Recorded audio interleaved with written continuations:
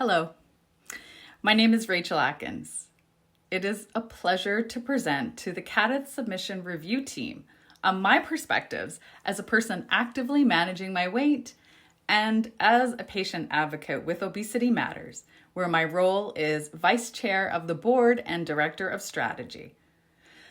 For most of my life, starting in my preteen years, I firmly believed the only way to manage weight was to eat less and move more. I started dieting in my teens and took on the ideal that my weight determined my worth.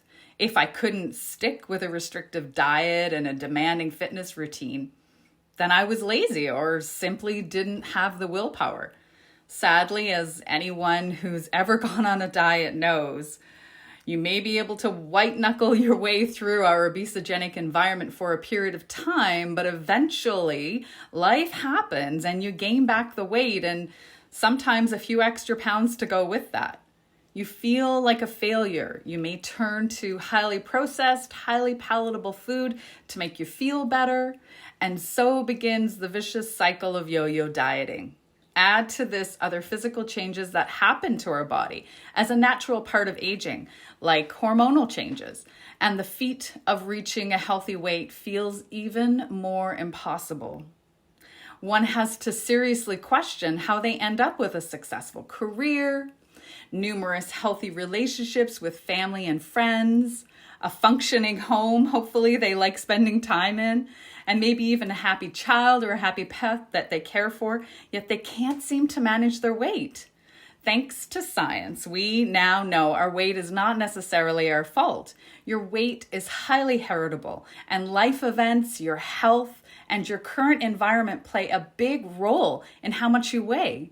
It's only when we acknowledge these facts that we can free ourselves of the diet culture shackles and take action to improve our health. Weight management is not about arriving at some magical number on a scale.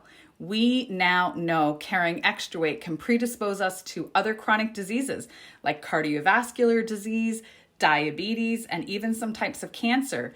Sadly, we also saw the consequences can be way worse for those living in a larger body if you get COVID. Now more than ever, we as a society need to rise above the epidemic of obesity, and we must have a variety of evidence-based treatment options to help us get there.